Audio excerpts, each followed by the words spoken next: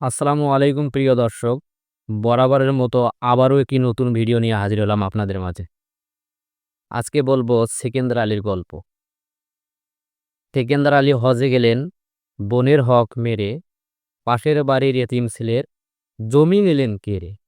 এসব করার পরেও তিনি নিজেকে ভাবেন সাদা, ভালো কাজে গিয়ে তিনি দিয়েছেন অনেক বাধা।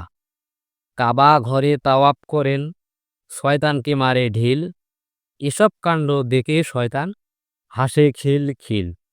দেশে ফিরে নামের আগে লাগিয়েছেন হাজি, দেখতে ঠিক মানুষ হলেও আসলে তিনি পাজি। আচ্ছা, এই গল্পটা আপনাদের মাঝে কেমন লাগলো? আর এই রকম লোক আপনাদের গ্রামের আশেপাশে কি পাওয়া যায়?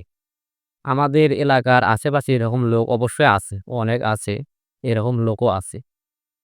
কিন্তু এই গল্পটা যদি আপনাদের মাঝে ভালো লেগে থাকে অবশ্যই আপনারা শেয়ার করবেন। পাশে থাকবেন আমার। আপনাদের কাছে আমার এটা চাওয়া পাওয়া। হ্যাঁ?